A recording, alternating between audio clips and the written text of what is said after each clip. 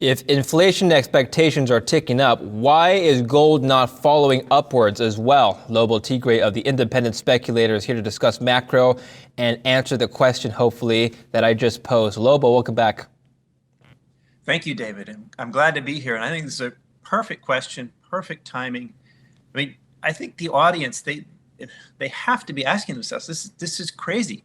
Gold and silver, monetary metals, the world's best inflation hedges for thousands of years.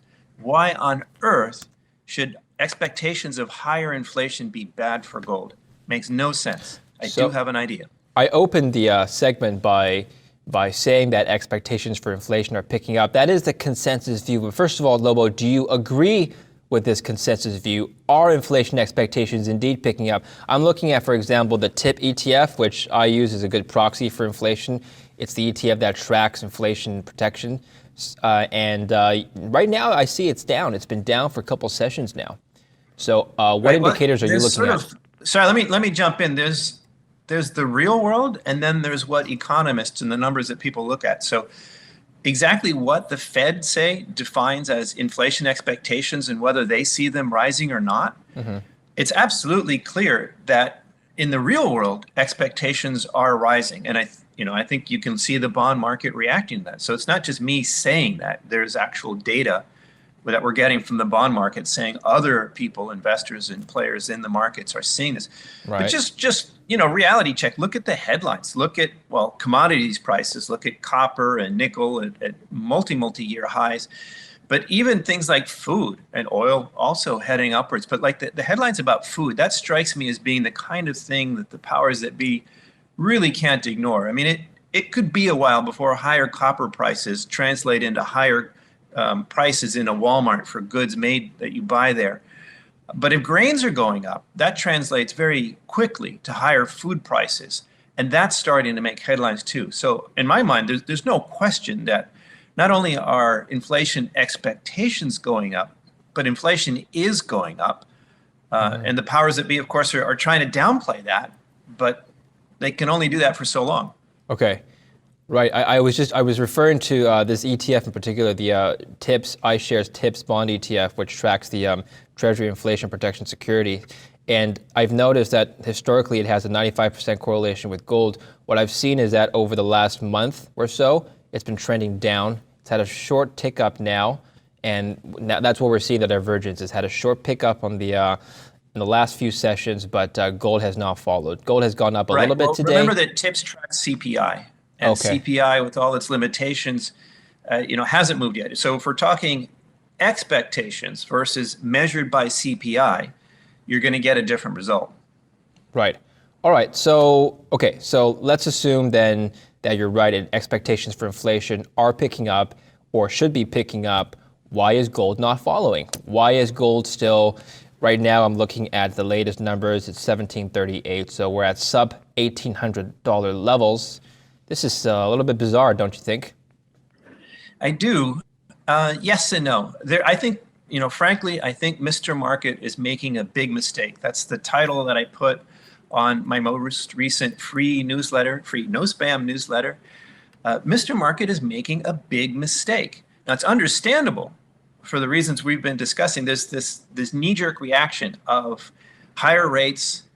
Gold doesn't pay interest. Higher rates are bad for gold, right? You're going to compete as a monetary vehicle. You don't pay interest. Interest rates are going up, so you're out if you don't pay interest. Mm-hmm. Now, the thing here is, we're looking at expectations as we started the conversation, and the real rate, you take CPI and you take the nominal rate and you subtract the CPI. So you have the nominal rate moving with the expectations now, but you have CPI not moving yet. So mathematically, you're going to see a situation where the real rate it's not turning into positive territory yet, but it's less negative. And that directional change matters. Real rates have turned less negative when you look at the benchmark 10-year yield. And that does impact gold. That does make that old argument that we've heard about, gold doesn't pay interest. So when rates are rising, that's bad for gold. Right. And the irony, though, is that the reason why rates are rising is inflation expectations. So you've got inflation expectations creating this idea of, oh, well, let's sell the world's best hedge against inflation. Yeah. Now, the mistake here is that this directional change now is it's based on lagging data, right? So yes, nominal rates are rising, and because real rates will take some time for the CPI to adjust, your real rates are less negative now. That does matter, but that's going to change. And rising nominal rates are not necessarily bearish for gold if real rates don't rise as much. So what I'm saying is when the actual inflation kicks in, when it goes from expectations of inflation to actual inflation, and you start subtracting that from the nominal rates, then you get the real rate going down. And we have seen this historically. Yes. I don't know if you remember, but back in 2004 to 2007, there was a period when gold prices were rising while nominal rates were rising. And part of that was it was higher inflation. It was offsetting the nominal rates. The real rates were not rising as much. And we also had the dollar falling for other reasons. Couldn't the nominal rate rise even more? Should inflation, you're saying inflation will eventually pick up, sure, but I'm just positing a scenario where if that happens, the nominal rate will rise even faster than the pace of inflation, and then real rates would still be ticking up, right? Well, two things. That's a guess. We don't know whether nominal rates will rise faster than inflation. I think right now nominal rates are kicking up with inflation expectations, but then when the real dance starts, I think nominal rates tend to react more, so they'll follow CPI inflation. So I do think CPI inflation will rise faster than nominal rates, just sort of in the normal course of the market. But on top of that, so that's me, that's me saying that's what I think. I can't prove that. That's just what I think. But on top of that, we also have the Fed itself, which does not want higher rates. The last thing the Fed wants in the world right now is higher rates in any fashion or form. It's still in that mode of trying to stimulate the economy, a commoditative monetary policy. Higher rates, even what we have right now, it flies directly in the face of the main thrust of Fed monetary policy right now. And here's one more thing where I can't prove this. I can't say I know the future, this will happen. But think about what I just said. What's happening right now already flies in the face of exactly what the Fed is trying to achieve. So I do think it's very realistic to expect some form of yield curve control. I know I'm not the first one to mention that. I've heard you discuss that with other guests. The Fed has bought on the long end of the curve before. So I don't see any reason to say, oh, no, that could never happen. And what are their alternatives? They're going to go negative on the short end of the curve. I don't think they want to do that, even less. I think the Europeans have that already. At some point, I do think the Fed steps in here. Sorry, go ahead. I was saying the Europeans, I think, have that already. I think Germany's 10-year yield is negative. Yeah. Yes. So, but that's an important piece of the puzzle. You look at, any website that tracks bonds and so on, and U.S. bonds, even after the recent increase, they're still, very low, but everybody else's are even lower. Yeah. And so that is a factor. That does create some demand for U.S. denominated bonds, and that creates demand for the dollar. And that, short term, it is a headwind for gold. I have a But theory. don't forget the bigger picture here. Yeah. The bigger picture is we're talking about much higher inflation ahead. Sure. And my message to the audience is, if you're scratching your head, how can higher inflation be bad for gold? My answer to you is that it's based on a temporary, squeeze is an overused word, I don't want to say that, but a temporary imbalance between what's happening with real rates until that inflation kicks in. I have another theory as to why inflation is not reflected in the gold price right now, and that is simply due to risk-on sentiment.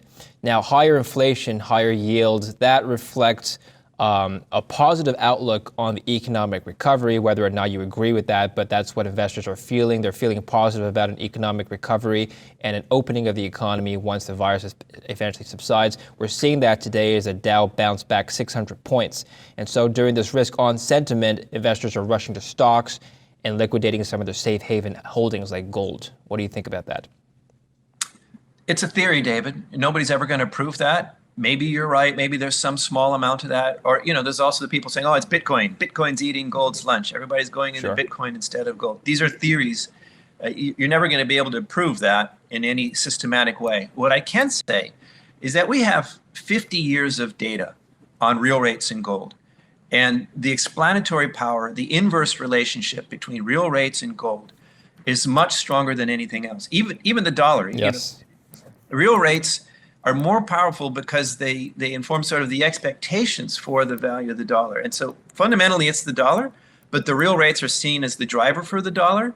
And therefore, there are times when safe haven demand pushes people into gold and the dollar at the same time. You see both of them moving up at the same time. There's other factors in there, David, geopolitical uncertainty during times of war, the Iraq wars and so on. Other things can move gold around. And maybe some of it is what you're saying, risk on or Bitcoin or anything else. But over the last 50 years, since Tricky Dick closed the gold window, the most powerful determinant in the gold space has been real rates. Okay. And those, there's just no way to look at that doesn't amount to a bullish case for gold. Right. Now, given what you've discussed earlier about inflation, do you still think gold should retain its status as an inflation hedge? Like you said, it's ironic. I agree, it is ironic that should inflation pick up while rates are picking up at the same time, what we're going to see is possibly gold drop, which is exactly what's happening now. I think these kind of fluctuations are temporary. I mean, it's more than a daily fluctuation. And we've seen cases like just last year in March of 2020, when the markets were melting down, gold went the wrong way. You had a crisis, you had the kind of thing you would think would push people into buying more gold, and yet gold prices went down. That was just a function of the liquidity squeeze. We saw that in spades in 2008. So I guess what I'm saying is that from my sense, given the strength of the relationship between real rates and gold, and they don't have to be, crazy whack. They just need to be negative. And I don't see a scenario where real rates don't remain negative for years to come with what's in front of the world right now. What you said at the beginning was important, right? It's not the level of the rate, it's the direction, it's the delta of the rate. So they could be negative, but still take up. But again, on the temporary basis. So right. If real rates are less negative than they were a week ago, that change, that does impact the price of gold. But that's short term. If we're looking over the months and the years, it's the fact that real rates remain negative that are bullish for gold. And you look at that long-term chart. There is one. It's available for free on my website, independentspeculator.com. There's an article called "The Fed is caught in an inflation death spiral." So you look at that, and that 50-year chart is there, and it shows exactly what I'm talking about. You can zoom in on shorter time frames. It shows that 2004 to 2007 period when nominal rates were rising with gold, and that's the kind of thing that I think is a mistake. So, yeah, I mean, on a week or even a month, things can fluctuate, but the long-term driver here, I think, is in place, and that directional change, that's short-term. That's days or weeks. And the longer term, as long as real rates remain negative, that's very, very bullish for gold. Let me say one more thing here, David. You can ask whatever you want, but I just have to say this. This is not just a theoretical thing for me. This is what I'm doing with my own money. My portfolio is not a model of theoretical stock picks that I might have bought or could have recommended or whatever. It's what I'm actually doing with my own money. And I'm putting my money where my mouth is. I bet on a bunch of stocks last week when things went on sale. When we get off here, if gold remains under pressure, I'll probably bid on some more. I would love to average down. And if gold breaks below 1,700, could happen. Things will get even crazier on sale. I look forward to being able to deploy a larger amount of cash at lower prices and average down very aggressively. What I'm saying is, I think the data supports me, and I'm putting my money where my mouth is on that. I'm not just being a cheerleader. And you know what? If I'm wrong, I will personally lose a significant amount of money for me. So I'm not just, I'm thinking about this hard, and I'm telling you what I think is true. You touched on my next question, is what you would be doing with your own money right now. Would you be buying gold at these levels, or would you wait for a pullback? It sounds to me like, based on what you just said, that you might expect more pullbacks for an average down possibility or potential. Is that correct? Right. It's that directional change we're talking about. As long as it looks like real rates are being less negative, right? As long as the nominal Yeah. rates seem to be rising faster than inflation, that is a potential headwind for gold. But I want to clarify something for what you said. Gold is one thing, or gold and silver, bullion themselves, the metals, the physical metals are one thing. And then there's the stocks. Yeah. So my answer to your question is I've already seen this nosedive down towards 1700 as an opportunity. I have already deployed. I've bid more in the last week than I have for months. So I'm already seeing this as an opportunity right now. Yeah. Who knows? It could turn around tomorrow. But if it goes on sale even more, I have cash. I was actually thinking we would see another big market meltdown like last March. And it never happened. So I actually have a fair amount of cash, more than I've ever had before, parked on the sidelines. So I am absolutely ready, willing, and able to substantially increase my positions in what I think are the best gold and silver stocks if we do, break below 1700 and there's panic in the gold space. Let's talk about the That's mining. it. Just to reemphasize the point. Sorry, bullion is different. That's where I put my savings. I don't trade in and out of gold and silver. If I stack coins, they're going to stay stacked unless, I don't know, I need to buy a house or I have some kind of emergency and I really need to dip into my savings. Okay, let's talk about the miners since you brought it up. Great point. I'd like to ask you about the relationship between the miners and the equities versus gold. Now, today is an easy day because both gold and the stocks are up. So obviously the miners are up. I'm looking at the GDX index. Let's suppose, and you've had a lot of these days in the past couple of weeks to months where gold and equities move in opposite directions. Let's say gold is down and the equities indices are up. In that case, would the miners be following the equities or the gold index? It's a curious thing in my experience. Granted, I don't have as many decades as Rick Rule or Doug Casey or some of my mentors, but I have almost 2 decades of watching this. And one, the relationship between the equities and the underlying commodities, that leverage you get from the stocks. That's why we're there. That's why we like the stocks. So that's still intact. But what I've seen over the last year has been really interesting. On the way up, last summer, when gold was breaking north of 2,000, 2,100, all that excitement, the stocks were not soaring as much as you would expect. That leverage, it was there. It was like, 1.5x or something instead of the 3-4x that you would usually expect during a big breakout. It was like investors in the stocks weren't believing it. It was too good to be true. $2,000 gold, that can't last. And so the stocks were, slow to follow up. And now, on the other side, it seems like the stocks are really resisting the downward moves. It's like, no, we've got, $1,800, $1,900 gold. That's a great price for the miners. $27 silver. That's a fantastic price for the silver miners. So what if it fluctuates? I'm not going to sell these profitable companies. So the stocks kind of resisted on the way up, and now it feels like they're resisting on the way down, producing that very, odd phenomenon that you're talking about. But overall, these are day-to-day fluctuations. Longer term, the relationship between the equities and the underlying commodities, the leverage they offer, is still there. And if I'm right, I expect gold and silver to hit new nominal and real all-time highs before this is over. That implies substantially higher prices in gold and much higher prices in silver.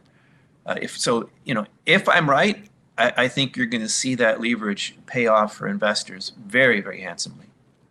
Okay, speaking of inflation hedge, Lobo, I'd like to show you this chart that I made. It's the gold to Big Mac ratio. So what I've done was I've taken just the number of Big Macs you can buy with an ounce of gold over time, and I took the data for the Big Mac price from The Economist. They're the ones that put out the Big Mac index. And so this is just an illustration of gold's purchasing power over time. And what I found is that gold's purchasing power over the last 2 decades has held up pretty well around their historic average. And importantly, the purchasing power of gold has peaked in 2011. So even though in nominal terms, gold has peaked last year, in purchasing power terms, it is not. How do you read this chart? I think it's another version of some of the charts I've done on gold in real prices. If you inflation adjust gold, it has not hit a new all-time high yet. A couple things about the chart, though. One is you notice that we're only halfway up to the previous peak. So if gold is going to hit a real new all-time high, it has a much higher price to go ahead of it. The other thing is, as we started this conversation early on, we're talking about higher food prices now. So that apparently elevated gold price in Big Macs could actually correct as food prices increase. Though at the end of the day, since a Big Mac is kind of a food staple, I think there's a resistance to higher prices in something so basic. So I'm not sure that's the best comparison. But long story short, it tells the same story I've been telling about gold in real prices. Okay, so Lobo, let's talk about silver now. We'll wrap up the interview. We spoke offline about silver just now, and I know you like silver. The question I have for you is whether or not you think silver's downtrend should continue. As you know, like gold, silver has seen a decline in prices since its highs last summer. So are you taking this opportunity to buy more, or are you waiting for more pullbacks before you go in even more? Short answer is yes, I'm buying now. And if it pulls back more, I will buy more because I don't know that it will go down more. We've seen an extraordinary divergence between silver and gold this year. As we all know, silver has its industrial side is much more so than gold. It responds with gold as a monetary metal, but it also responds to industrial demand and the new energy paradigm, and the demand for silver in the photovoltaic cells is very much part of this sort of Green New Deal or green recovery that's being pushed all around the world. So, it's just amazing to see days when gold plunks down substantially and silver holds on or goes up. I think we may see, in worst case, we may see some of that all year long. But the best case is you have the industrial demand pushing silver up and the monetary demand pushing silver and gold up, making silver the win-win metal for 2021. We may even see silver track copper more closely than gold this year. Interesting. But either way, it's something I'm looking to buy more of. Well, it sounds, just to close off the conversation, it sounds like you're bullish on the economic recovery then, are you not? Or at least the appearance of the economic recovery. Like commodities prices can go up because of money printing, even if people are struggling. So but I do think that post-COVID shutdowns, we're going to see the spring coiled unleash. We're going to see lots of economic numbers going up. I'm not alone in that. Even the Fed has already said they expect that, but it's going to be transient. They don't think that's going to be persistent. So that's the big question longer term is, what happens after the square root? Where does the economy settle? What is the longer term impact of all these COVID-19 shutdowns? All right. I'm not especially bullish about that. But for this year, I do think the surge that is ahead, visibly, heating up now, is extremely bullish for commodities and for monetary metals. And that's where I'm looking to deploy my own money right now. All right, Lobo, thanks very much for that update. We'll look forward to speaking with you again next time. Thank you very much. Thank you, David. And thank you for watching Kitco News. I'm David Lin. Don't forget to subscribe if you're watching this on YouTube.